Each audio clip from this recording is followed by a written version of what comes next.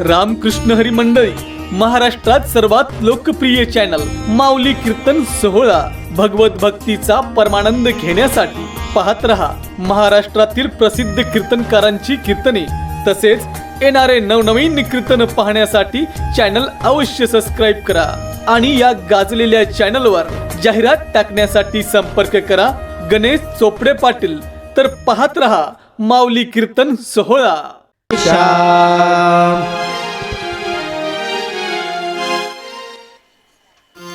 अशा अनेक कथा श्रवण करत करत सुखदेव महाराज राजा परीक्षिताला अनेक कथा सांगत असताना सुखदेवजी राजा परीक्षिताला विचारतात, राजा परीक्षिती, आज 7वा दिवस आहे पहा, मी तुला अनेक प्रकारच्या कथा सांगितल्या, पहिल्या दिवशीपासून कथा सांगितल्या, आता तुला काही ऐकायची इच्छा आहे का? त्यावेळेस राजा परीक्षिती म्हणतात, सुखदेव महाराज, तुम्ही मला अनेक कथा सांगितल्या, अनेक भजन सांगितले, श्लोक सांगितले, भगवान श्रीकृष्णाच्या ज्या ह्या लीला आहेत, ह्या ज्या कथा आहेत, खरंच ह्यानं माझा उद्धार होणार आहे। परंतु तुम्ही मला काल कथा सांगत असताना भगवान श्रीकृष्ण ज्यावेळेस सांदीपनी ऋषी महाराजांच्या आश्रमामध्ये विद्याग्रहण करायला गेले होते, त्यावेळेस त्यांचे प्राणसख्य असणारे मित्र म्हणजे सुदामजी महाराज यांची मला थोडक्यामध्येच कथा सांगितली। ह्या सुदामजी महाराजांचं पुढचं चरित्र ते मला श्रवण करायचे, अर्थात सुदामजी महाराजांचं चरित्र मला सांगा, मला ती कथा ऐकायची आहे। ज्याही वेळेस सुखदेव महाराजांनी सुदामजी असा शब्द ऐकला की सुखदेव महाराजांना समाधी लागली। मग ती सुखदेव महाराजांची समाधी मंत्राद्वारे उतरवण्यात आली। असे सुखदेव महाराजांना 7 दिवसामध्ये 3दा समाधी लागली होती। कितीदा? 3 वेळेस समाधी लागली होती। त्यातली त्यात ही समाधी सुदामजी महाराजांचं जसंही नाम त्यांनी श्रवण केलं, ऐकलं की समाधी लागली, मंत्राद्वारे उतरण्यात आली। आणि सुखदेव महाराज राजा परीक्षितीला सुदामजी महाराजांचं चरित्र सांगू लागले।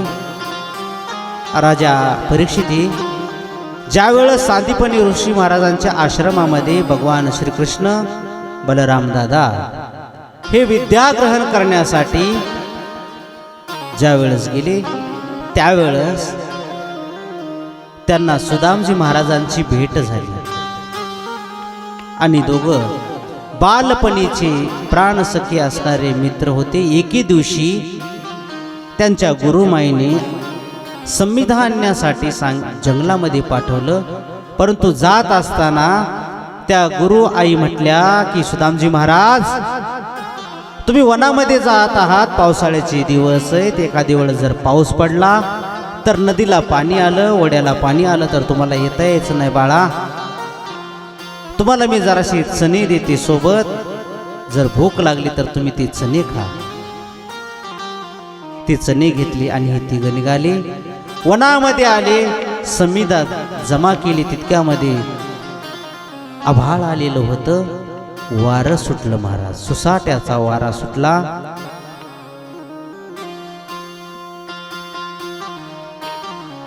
आणि काही वेळामध्ये विजाचा कडकडाट सुरू झाला। विजाच्या कडकडाटासोबत पाऊस सुद्धा पडायला लागला। भरपूर त्या वनामध्ये पाणी झालं। भगवान श्रीकृष्ण सुदामजी महाराजाला आणि बलराम दादाला म्हणतात, अरे आपण तर या पावसापासून संरक्षण होण्यासाठी आपल्याकडे काही नाही, चला आपण झाडावर जाऊन बसू। खाली पाणीच पाणी झालेले, झाडावर बसले। सर्वात उंच स्थानावर भगवान श्रीकृष्ण गेले, त्यांच्या थोडं खाली बलराम दादा होते आणि एकदम खाली बुडामध्ये सुदामजी महाराज होते। पाऊस काय थांबायचं नाव घेणं, धो धो पाऊस होता, पाऊस पडू लागला। पोटामध्ये भूक लागली, भगवान श्रीकृष्णाने आवाज दिला, सुदामजी महाराज. अरे सुदामा, आपल्याला गुरु आईने काही सोबत दिले का?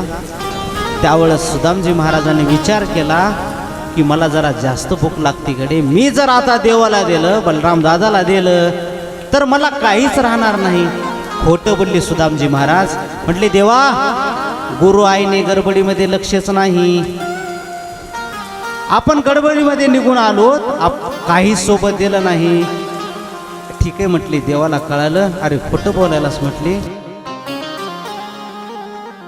मित्र जरी झाला तरी एखाद्या वेळेस खोटं बोलतंय महाराज. मित्र जरी झाला खोटा बोलतंय. खोटं बोलायला तर आपल्याला तितक्यामध्ये भगवंताने अशी किमया केली. जे विजाचा कडकडाट सुरू केला, काय करतायत ना महाराज देवाला. पुन्हा पाऊस कमी प्रमाणामध्ये धो धो धो धो पाऊस पडायला लागला. पाऊस उघडायचं काही नावच घे नाही. मग त्या पावसानं सुदामजी महाराजाच्या अंगात भरली थंडी. दात कडकड कडकड कडकड वाजू लागली. थंडी भरली. आणि मग जे दिलेले होते ना चणे दिलेले होते, हे खाऊ लागले. आता काही चणे हे भिजलेले असतात. भिजलेला चणा, भिजलेला हरभरा बरोबर ते चावायचे. परंतु काही चणे भिजत नाहीत. त्याला कोणता चणा म्हणतात, कोणता हरभरा? त्याला कुच्च हरभरा म्हणतात. ते दाताखाली आला की कसा वाजायचा? कसा वाजायचा? टाळी वाजवावर ह्याच्या नावाने एकदा कटकून वाजायचा. देवाला आवाज आला, सुदामजी महाराज, आवाज कशाचा यायलाय? म्हटले, मला थंडी भरली, माझ्या दाताचा आवाज यायला लागलाय. भगवान श्रीकृष्णाला वाटलं, मी ह्याला विचारलंय की आपल्या गुरुमाईनं काय खायला दिले का? मला खोटं बोलले ते. भगवान श्रीकृष्ण म्हटले, तुला असंच तुझे काय होतील, दात वाजत राहतील, गरीबी येईल. परत आले महाराज. अशा प्रकारची कथा सांगू लागली शुकदेव महाराज राजा परीक्षितीला. मग नंतर हे ज्याही वेळेस विद्याग्रहण केली, भगवान श्रीकृष्ण आश्रमामधून निघाले, त्यावेळेस सुदामजी महाराज आडवे आले. अरे देवा, आपण दोघांनी सोबत विद्याग्रहण केली, आज तुम्ही मला सोडून चाललात. तुम्ही माझ्यासोबत होतात, मला कशाचीच कमी पडली नाही, आणि आज जात आहात, मला फार वाईट वाटत आहे. देवा, ज्याही वेळेस मी तुमची आठवण करेल त्यावेळेस तुम्ही येताल का? ठीक आहे म्हटले. नक्की येईल म्हणले सुदामजी महाराज, मी येतो. आणि सुदामजी महाराज सुद्धा आश्रमामधून आले. सुदामजी महाराजांचं सुशीला नामक या सुंदर स्त्रीशी विवाह सोहळा होतो. आणि विवाह झाल्याच्या नंतर सुखी संसाराला, गृहस्थाश्रमाला सुरुवात होते. अपत्य होतं यांना, परंतु यांच्या जीवनामध्ये दुःख होतं महाराज, म्हणजे गरिबी होती. सुदामजी महाराजांची पत्नी सुशीला मालकाला म्हणायची, मालक, तुम्ही किती देवाची भक्ती करतात, देवाचं नामस्मरण करतात, पोथी पुराण वाचतात, कथा करतात, प्रवचन करतात, परंतु देवानं आपल्याला दुःख का दिले हो? तर त्यावेळेस सुदामजी महाराज म्हणतात, अगं सुशीला, सोन्याची परीक्षा असते, बेंटेक्सची परीक्षा नसते. ही आपली भगवंतानं परीक्षाच घ्यायची ठरवलं असेल, म्हणून आपल्याला नशिबामध्ये गरिबी. ज्याच्या नशिबाला गरिबी आली त्याला वाटते जिवंत राहून काही उपयोग नाही. बरं का माऊली दादा, ज्याच्या नशिबाला गरिबी आली त्याला माहिती की गरिबीच्या यातना काय आहेत, जिवंत राहून काही उपयोग नाही हो. महर्षी व्यास म्हणतात, जिवंतोपी मृतपंच व्यासेन परी कीर्तितः दरिद्रो व्याधितो मूर्खो प्रवासी नित्यसेवकः. हे 5 व्यक्ती जिवंत असून मेल्याच जमायत, त्यातले त्यात गरिबी. श्रीमंती असून गरीब जर झाला तर त्याला लय दुःख आहे महाराज. गरीब राहून माणसानं श्रीमंत व्हावं, मग काय नाही. लोक म्हणतात अहो महाराज, ह्याच्याकडं काही नव्हतं हो. ह्यानं शून्यातून विश्व निर्माण केले. ज्यावेळेस आमच्या माऊली दादानं चॅनल सुरू केलं, लोक चॅनल लावू देत नव्हते. आज हे चॅनल 30 ते 40 हजार लोकांनी सबस्क्रायबर केले.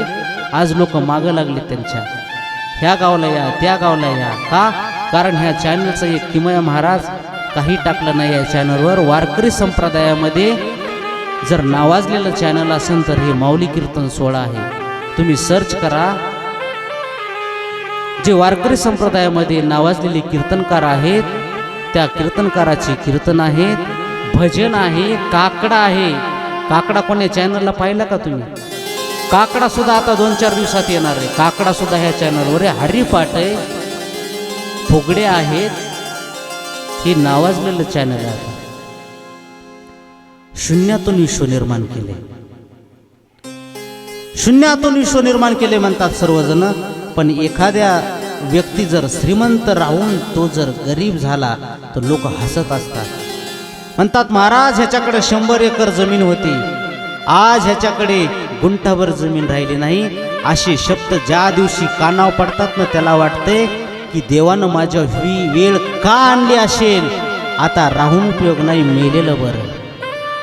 म्हणून माणसाच्या जीवनामध्ये गरिबी कधी येऊ नये.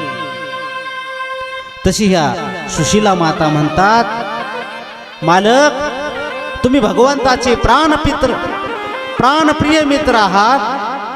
भगवंताची सेवा करतात, भगवंताचं भजन करतात, नामस्मरण करतात, परंतु आपल्या संसारामध्ये गरिबी काय हो?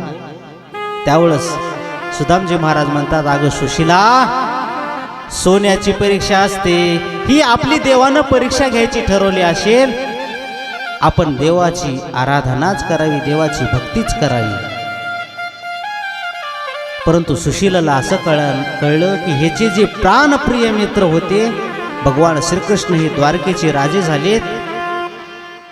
आपण पतीला म्हणावं की तुमचे प्राणप्रिय असणारे मित्र भगवान श्रीकृष्ण राजे झालेत, तुम्ही त्यांच्याकडे जा, काहीतरी मागा.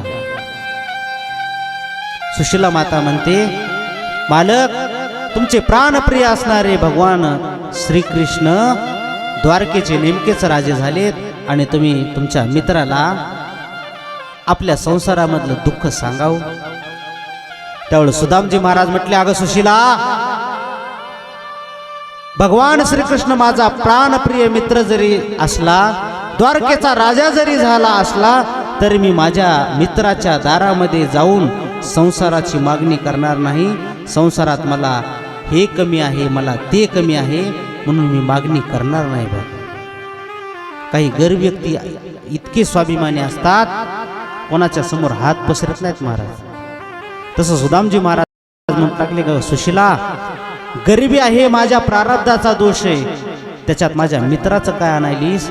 मित्र माझा राजा जरी असला तरी मी माझ्या राजाला, मी माझ्या मित्राला मागू शकत नाही. असे 2-4 दिवस गेले महाराज. परंतु ह्या सुशीलेला सारख्या आपल्या डोळ्यामध्ये धारा यायच्या की माझा मालक खरंच किती परमार्थ करतो. माझा मालक आता मागणार नाही देवाला, आपणच काहीतरी करावं. एके दिवशी पुन्हा आपल्या पतीला म्हणते, मालक तुम्ही संसारामध्ये काही मागू नका, प्रपंचामध्ये काही मागू नका, परंतु तुम्हाला असं वाटत नाही का हो की ज्यांच्यासोबत मी विद्याग्रहण केली, लहानपणी मी ज्यांच्यासोबत एका खोलीमध्ये राहिलो, एका ताटात जेवण केलं, त्या मित्राला कधी भेटावं असं वाटत नाही का? त्यावेळेस सुदामजी महाराजांच्या डोळ्याला धारा लागल्या. अगं सुशीला, मला भेटावं वाटतं, पण राजाला, गुरुला, मित्राला आणि साधू संताला भेटायचं जर असेल तर रिकाम्या हातानं जाता येत नाही, आणि माझ्या तर घरात काहीच नाही. आपण 6 दिवस झालं उपवासी आहोत. मालक, सुशीलेला बरं वाटलं. मालक तुम्ही त्याची चिंता करू नका, मी काहीतरी पर्याय व्यवस्था करते. त्या सुशीलेला का बरं वाटलं? एकतर मालक आपला जायलाच तयार नव्हता, आज इकडून तिकडून जायला तयार झालाय. कदाचित भगवंताला सांगण्याची गरज नाही, जर माझ्या मालकाचे जर कपडे पाहितले तर देवाच्या लक्षात येईल की खरंच माझ्या मित्राच्या आयुष्यामध्ये किती गरिबी आहे. का? कारण शर्ट तर नव्हतंच महाराज घालायला. धोतर होतं तेही 5-6 ठिकाणी फाटलेलं, गाठी गाठी मारलेल्या. आणि ज्याही वेळेस माझ्या मालकाला भगवान श्रीकृष्ण बघेल, तो राजा पाहिल, त्यावेळेस तो विचारेल की सुदामजी, तुझ्या जीवनामध्ये, तुझ्या संसारामध्ये तुला खूप दुःख आहे, माग काहीतरी किंवा काही देईल, अशी इच्छा व्यक्त केली, मनामध्ये ठेवली. आणि सुशीला माता आपल्या नगरामध्ये गेल्या, गावामध्ये गेल्या आणि 5-6 घरचे, म्हणजे एकाच घरचे नाही, 4-5 घरचे पोहे मागितले. का मागितले असतील? कारण सुशीला इतक्या हुशार होत्या महाराज. कारण माझा पती आपल्या संसारामध्ये इतकं दुःख आहे हे देवाला सांगणार नाही. देवाला एक तरी कळल की ह्यानं जे पोहे आणले ते 4-5 ठिकाणचे पोहे, म्हणून 4-5 ठिकाणचे पोहे आणले महाराज. कशामुळे आणले असतील? काही घरचे पोहे पांढरे होते, काही घरचे पोहे ॲसिडिटी होते म्हणून खातच नव्हते, जरा काळे पडलेले होते, काही पिवळे झालेले होते, काही निपर पोहे होते. 4-5 ठिकाणचे पोहे आणले आणि घरी आल्या. परंतु पोहे कशात द्यावं, कपडा सुद्धा नव्हता महाराज. एखाद्याच्या जीवनात गरिबी असावी परंतु इतकी सुद्धा नसावी, कपडा सुद्धा नाही आपल्याला हे पोहे देण्यासाठी. त्यावेळेस सुशीला म्हणते, मालक मी हे पोहे आणले 4-5 ठिकाणचे, परंतु कपडा सुद्धा नाही हो आपल्याकडे. त्यावेळेस सुदामजी महाराज म्हणतात, सुशीला ह्या माझ्या धोत्रामध्ये बघ, तुला कुठं बांधता येतात का? तर धोत्रामध्ये एका ठिकाणी ते पोहे जमा केले आणि सुदामजी महाराज भगवंताचं नामस्मरण करत करत करत निघाले. चले श्याम सुंदर से, चले श्याम सुंदर से मिले सुदामा, चले श्याम सुंदर से मिले सुदामा, चले श्याम सुंदर से मिलने सुदामा, चले श्याम सुंदर से मिलने सुदामा, चले श्याम सुंदर से मिले सुदामा, चले श्याम सुंदर से मिले सुदामा. जाते जाते मुख में हरे हज करे राम, मुख में हरे कृष्ण हरे राम, जाते जाते मुख में हरे कृष्ण हरे राम, जाते जाते कृष्ण में हरे कृष्ण, चले श्याम सुंदर से मिलने सुदामा, चले श्याम सुंदर से मिलने सुदामा, चले श्याम सुंदर से. आपल्या भगवंताला, आपल्या राजाला, आपल्या मित्राला भेटण्यासाठी निघालेले आहेत. अखंड मुखामध्ये भगवंताचं नामस्मरण सुरू आहे. श्री शुकवाच. शुकदेव महाराज राजा परीक्षितला कथा सांगू लागले. कृष्ण शासित सखा कश्चिद ब्राह्मणो ब्रह्मवितं महा, विरक्त इंद्रियार्थेषु प्रशांतात्मा जितेंद्रियः. पहिल्यांदा जायलाच राजी नव्हते, जाण्यासाठी तयार झाले. कारण आपण जर भगवंताच्या त्या मार्गावर जाण्याचा जर प्रयत्न केला तर भगवंत म्हणतात, मेरे मार्ग पर पैर रख कर तो देख, हर एक मार्ग ना खोल दूँ तो कहना, मेरे लिए खर्चा करके तो देख, कुबेर के भांडार खोल दूँ तो कहना, मेरे लिए आंसू बहा के तो देख, जगत की सारी खुशियाँ तुझ पे नोछावर ना कर दूँ तो कहना, बस एक बार मेरा होके तो देख, इस पूरे जगत को तेरा न कर तू तो कहना. भगवंत म्हणतात तू माझ्या फक्त मार्गावर चालण्याचा प्रयत्न कर, बाकी मी सर्व पाहून घेतो की तुझ्या रस्त्यामध्ये खड्डे आलेत का रस्त्यामध्ये अडचणी येत आहेत, मी त्याचं पाहतो. माझ्यासाठी तुम्ही खर्च करून पहा. तुम्ही जर माझ्यासाठी खर्च केला तर मी तुमच्या घरी लक्ष्मी सुद्धा काय करील, पाठवेल. कुबेर के भांडार, कुबेराचा भांडार तुमच्या घरामध्ये मी खोलून देईल. माझ्यासाठी फक्त तुम्ही अश्रू, मेरे लिए आंसू बहा के तो देख. जर आपण भगवंतासाठी रडावं महाराज, संसारासाठी नाही. आपण जर भगवंतासाठी जर रडलो, आपल्या नेत्रावाटे जर पाणी आलं, तर भगवंत म्हणतात या जगातल्या सगळ्या खुशी मी तुमच्या पुढे आणून उभ्या करेल. परंतु माझ्यासाठी तुम्ही काय झालं पाहिजे, तुम्ही माझंच झालं पाहिजे. तुम्ही जर माझेच जर झालात, देव उभा मागे पुढे, देव आपल्या मागं पुढं उभा झाल्याशिवाय राहत नाही महाराज. तसं सुदामजी महाराजाने ते पोहे घेतले आणि अखंड भगवंताचं नामस्मरण सुरू केलं आणि चालू लागले. श्रीकृष्ण गोविंद हरे मुरारे, हे नाथ नारायण वासुदेव, हे नाथ नारायण वासुदेव, हे नाथ नारायण वासुदेव. श्रीकृष्ण गोविंद हरे मुरारे, हे नाथ नारायण वासुदेव. अंगावर चांगला कपडा नाही, पायामध्ये काही वाहन नाही, अनवाणी पायानं सुदामजी महाराज निघालेले आहेत. कधी चांगला रस्ता, कधी खडे, कधी दगड, कधी पर्वत, कधी नद्या, असा प्रवास करत करत रक्ताळलेले पाय झालेले आहेत.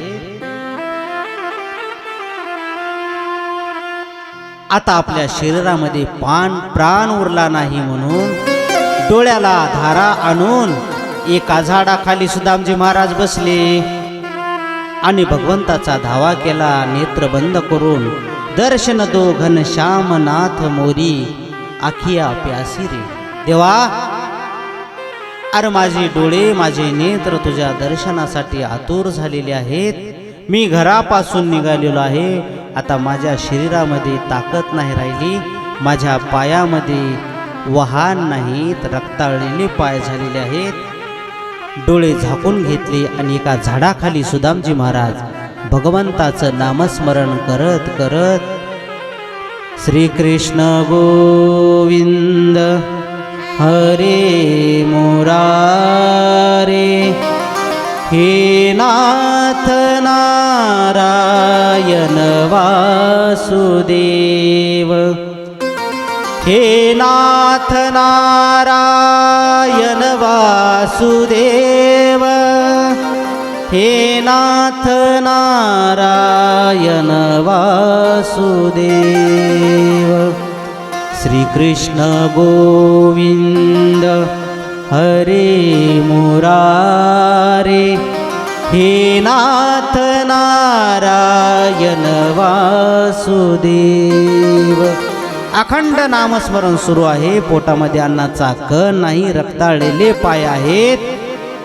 झाडाखाली भगवंताचं नामस्मरण सुरू आहे. झोप लागली महाराज.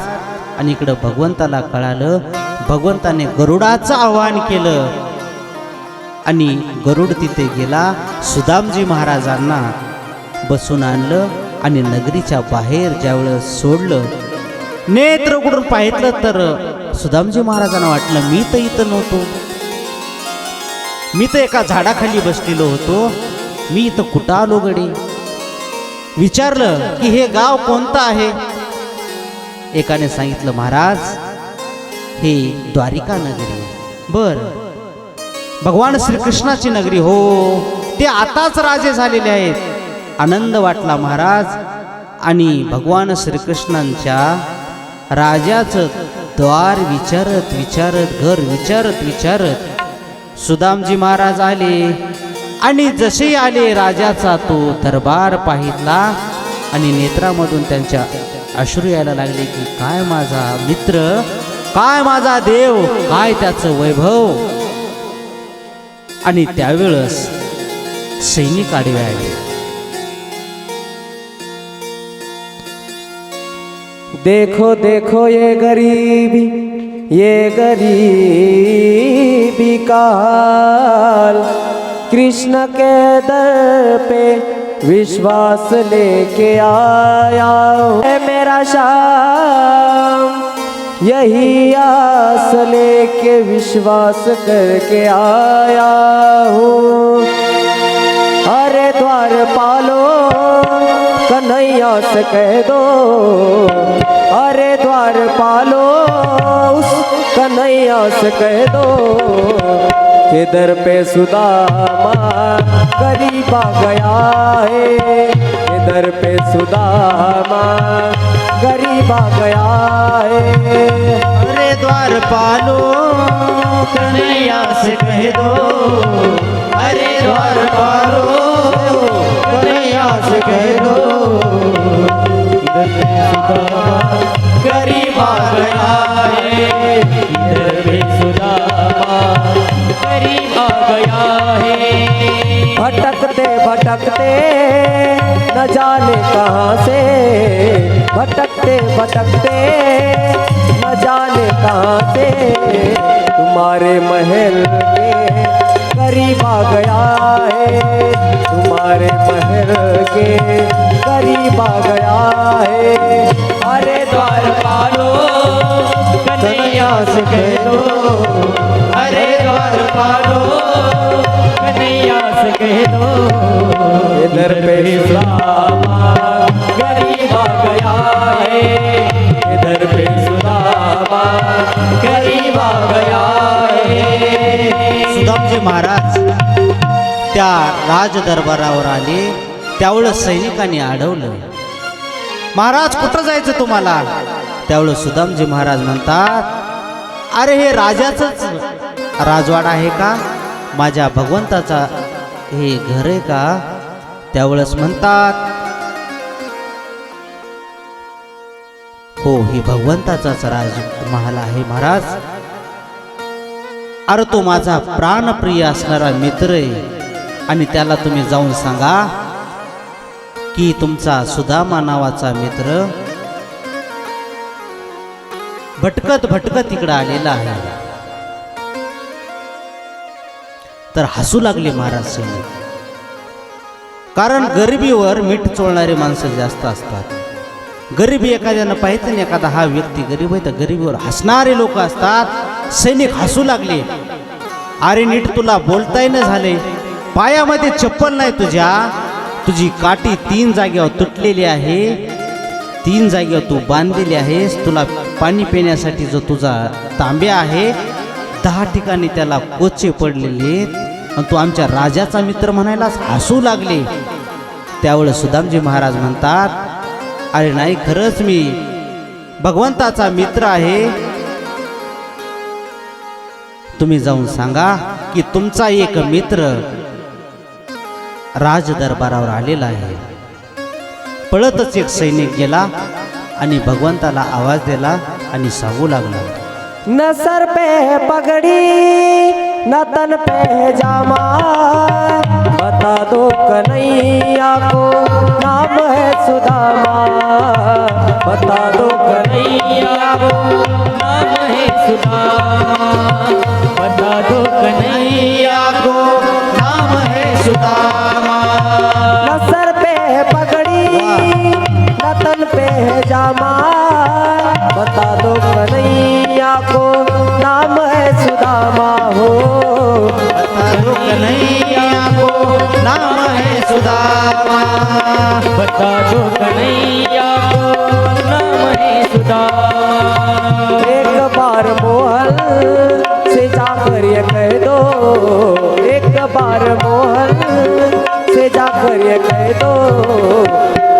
तुम्हारे महल के करीब आ गया है, तुम्हारे महल के करीब आ गया है।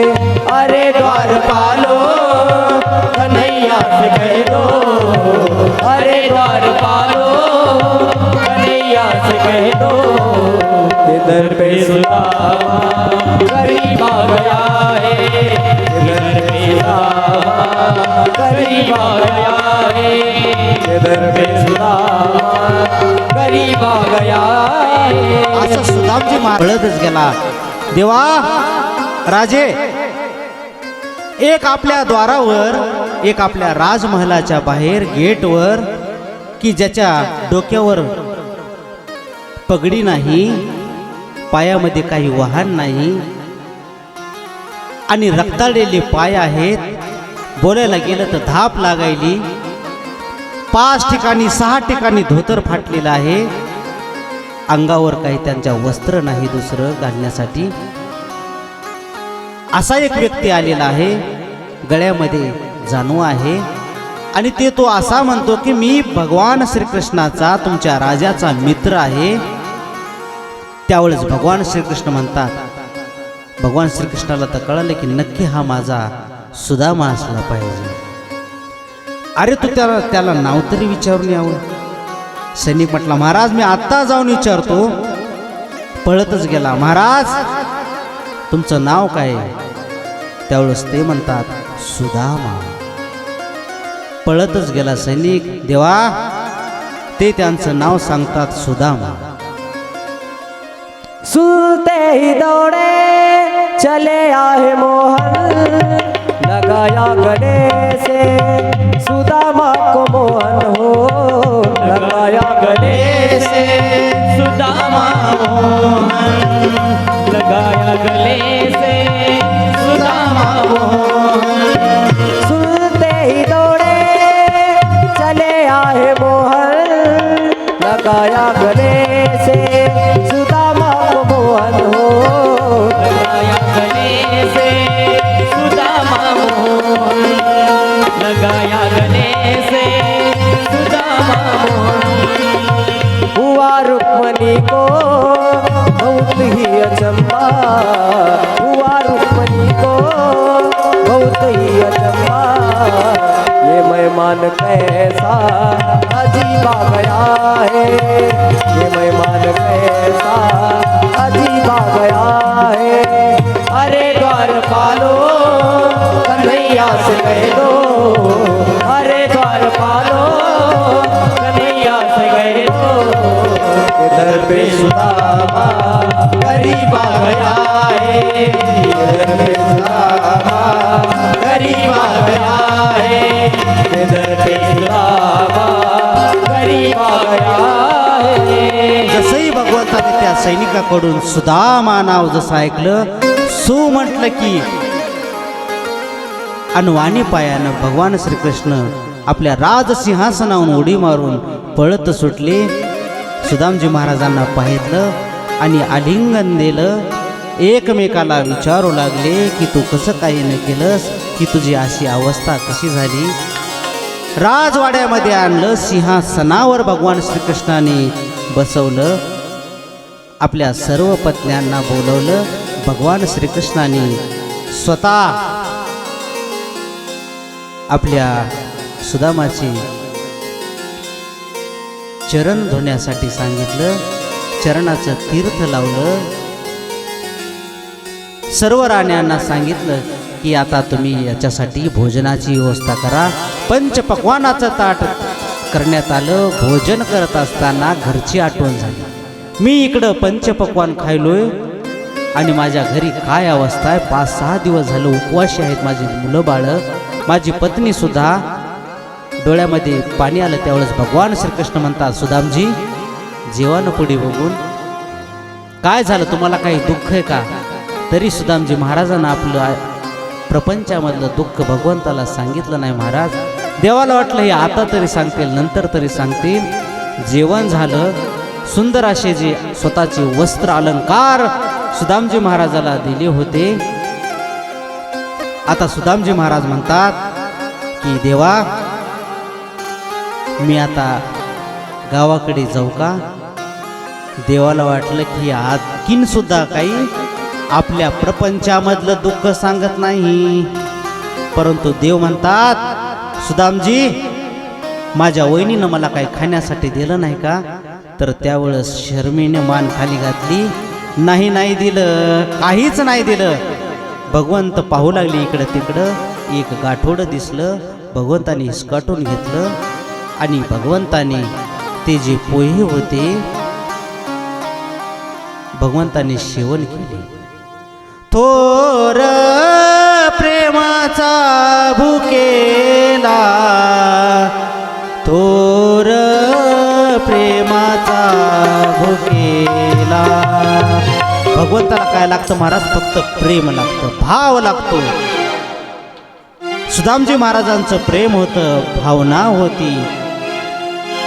पोहे सुदाम देवाचे, फके मारी कोरडेची.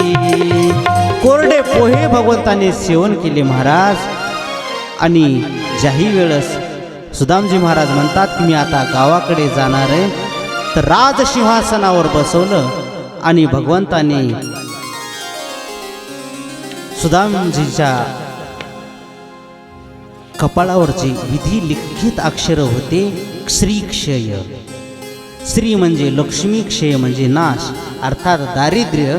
भगवंताने टिळा लावताना, गंध लावताना एक किमया केली. जे अक्षर जे होते श्रीक्षय, हात असा फिरवला महाराज, अक्षर उलटे झाले. यक्ष श्री म्हणजे धनवान करून सोडलं. अन मुठभर पोयासाठी गाव सुवर्णाचा दिदला. सोन्याचं नगरीच देऊन टाकली. भगवंताची कृपा जर झाली तर आपल्याला सुद्धा आपल्या जीवनामध्ये काही कमी पडणार नाही.